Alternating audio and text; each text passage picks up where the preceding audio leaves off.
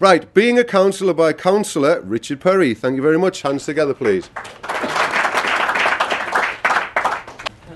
Right, good morning all. People get their messages across in different ways. Being a councillor, I always say witty little things and things like that. So I was going to tell you a true story first, just to make sure I've got your attention. So I lived in Southend, and I had a big house, and I lived by the beach in a tree-lined road. And we had a garden party, and a friend come round who had a Aston Martin van charge. He had it all resprayed and redone, and a couple of hours he parked it under a tree where all the seagulls were. A couple of hours into the party, as blokes do, they all want to get out and look under the bonnet of the car and walk round it and look at it. But he when we got there, some birds had crapped all over the car, so we was all sort of laughing at him, and he said to me, "What shall I do about that, Richard?" I said, "I don't know." He said, "What would you do about it, Richard?" And I said, "Well, Peter, if it was my car and some bird crapped on it, I probably wouldn't go out with her anymore." Which brings me to parish councils. I'm the RO of the Eastern region. Now we're trying to fight county council elections this year, and you've got to get out there, get candidates, get signatures, get leaflets out, get knocking on doors, get to the elections and win those seats. We've got a very, very slim chance of winning seats, but if we do win a seat, we can't outvote the other councillors on the county council. And it's a token gesture, really. And if I won a county council seat for us and I could swap it for 4 or 5 parish council seats, I promise you I would do that. And being a parish council, I'll tell you why. You're at the grassroots, you're in the nitty-gritty of it all, and it's an unpaid position, and you don't claim expenses. You connect and meet with your community, and it's a fantastic way of moving us and our party forward. Now, a lot of people don't know the difference between parish, town councils, district. Do we all know the difference? Can you? Yeah. Average person in the street doesn't know.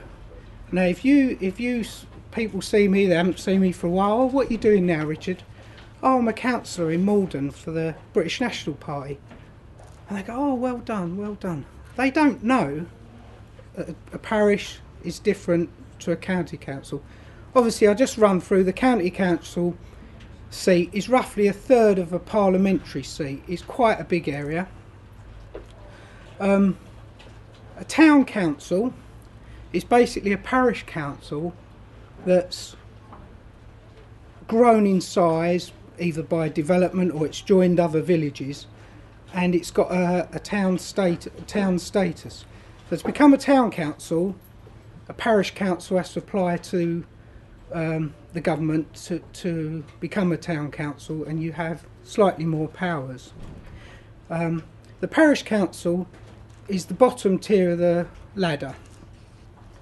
It's just roughly your old villages that we used to have in this country, these little villages of about 100, 150 people, and the parish was generally run by the elders of the village, and normally the clergy had a lot of say in parish council business.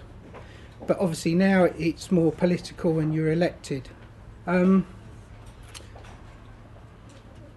Parish councils are made up of you've got a parish or town clerk. She's in a paid position. She's not elected. She cannot vote, but she's employed by the council, and she can claim expenses.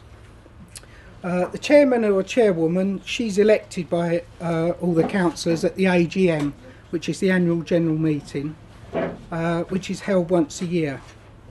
The chairman's job is to keep meetings in order, running, and make sure that everyone gets their say.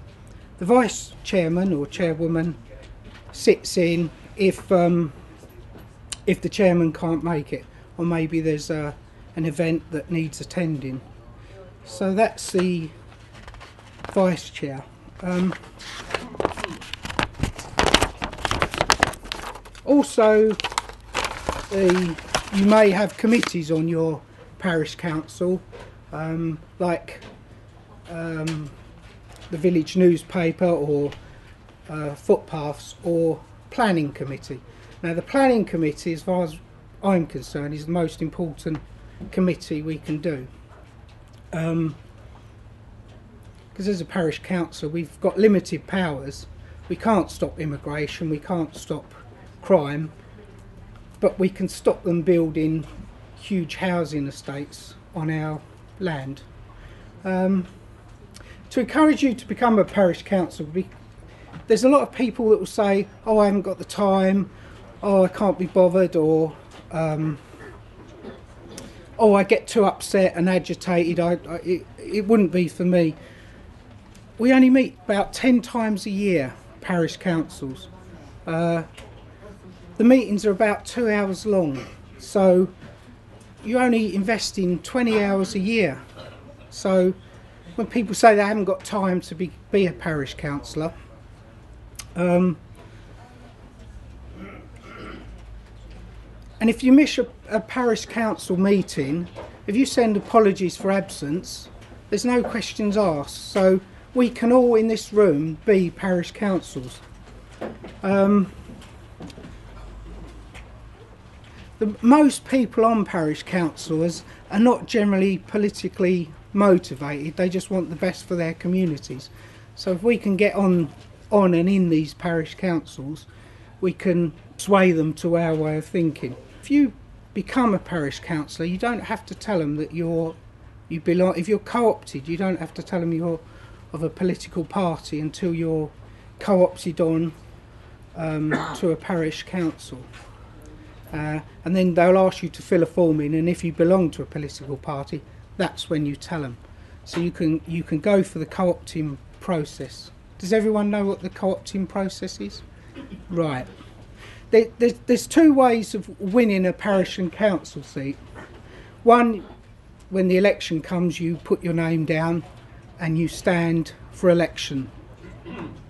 And if it goes to election, there'll be a vote on it, just the same as district or county council or parliamentary. Now, a co-option is a really interesting thing, and we can do this all day long.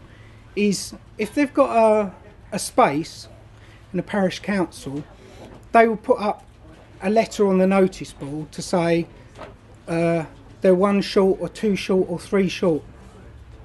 All you have to do is write to your parish clerk and send her a letter and ask for confirmation of the letter to say that you want to be a parish councillor and what you can bring to the table, what your skills are in the community. And you attend parish council meetings. You can sit in the back for a meeting or two, and the other councillors will decide and vote you onto that council if they so wish. As I said before, most people don't know the difference between parish, district or county councils, so you give us more credibility. We can all win a parish council seat, and we will win credibility by being councillors. Thousands of parish council seats are empty as we sit here now. We could all, if we've got vacancies in our parishes, we can all be a parish councillor. And being a parish councillor, we're slowing down or stopping the demonisation process, because we're getting on these little councils. and we're meeting people, and they're seeing how we operate, and the good we do for communities, and we're breaking down these barriers. They're just seeing us as a person that lives in their village, that wants the best for them.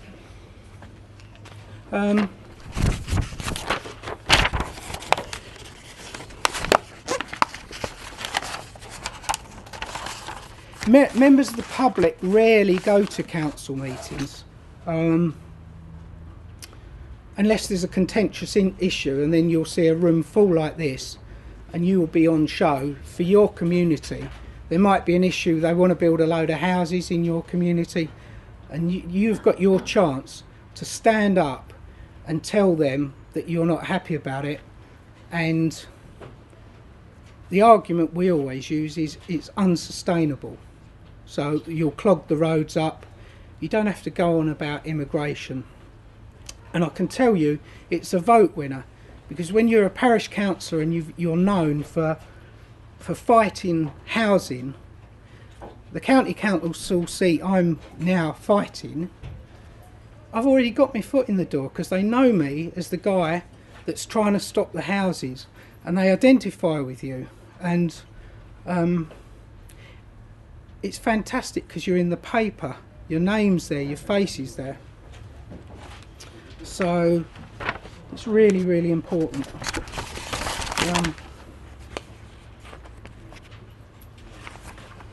Right. I'm going to give you a quick checklist. As I say, we can all get onto parish councils. All we have to do, regularly check all our parish notice boards in your area. You've all seen them, you probably walk past them every day. If you look at them, just read it, read all your council business, find out what's going on in your little parish. And there'll be a notice up there, we'll go up there one day, parish councillor vacancy. And that's when you have to write in. Now, parish notice boards, check the ones that are just outside your area, because if you live 3.2 miles from a parish boundary, you can be on the other parish as a councillor. So your village or area might not have a vacancy, but 3.2 miles away you can get onto that parish council, which is what I did in Heybridge. A vacancy came up, put my name forward, filled in the forms, went along with now Councillor Tina Gentry. We sat there for months before they took the vote. It was 8 months. They sat there because they knew who we were, and we filled in all the forms as polite, and in the end they took the vote and we're on there. So we're in that community, working for the community. So parish notice boards just outside your area, 3.2 miles away, you can be on that council. The other thing that you may not know, if you've got a business in an area, like for instance myself, I've got a hotel in Southend, you're paying council tax in Southend, so I can stand in Southend as a parish councillor, or 3.2 miles from the next boundary. So you got to check all these notice boards. I drive my missus mad, keep stopping and looking at notice boards. So and regularly check parish council websites, and keep an eye on business, because this is the first rung of the ladder. This is the tier 1. It's known as a tier 1 council, and as I say, anyway, I'm going to hand these notices out. Also, the other thing, write polite letters to the parish clerk and your local newspaper on issues that affect you. As I say, in Essex and the eastern region, it's housing, because they've got to build houses everywhere to house all these people that they're bringing in. And, and we are the voice of the people saying we don't want all these houses, it's unsustainable, and it's fantastic. It's their Achilles heel, is housing. So they want to build housing. People move to Essex and places like that because they want to get away from it all, and it's following them. So, you know, we're picking up a lot of people from that. Okay, if I just pass these round, one pass it round. Yeah, so you've got a little checklist, and it's got my name, number on there, email address. If you want to ask any questions on parish councils, or ask any of the councillors, because we could have another 400 or 500 seats so easily. It doesn't cost anything. It's the easiest thing in the world. As I say, one seat I won was an uncontested election, so I put my name forward, told everyone in the community I wanted to stand, so they didn't stand anyone against me. So you get one of these. Very proud moment for any nationalist. Notice of winning an election. I'll show this to Adam. Have you seen one of them, Adam? Yeah, yeah. It's what you get when you win an election.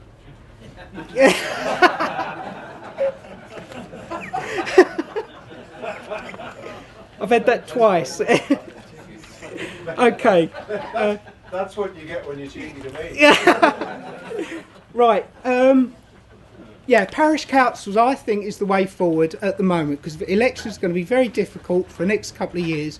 If we can worm our way in, and these little parish councils, and you get noticed in the community, and then when the big elections come up, you've got a name, you've been in the paper, it's definitely the way forward for us. Thanks very much.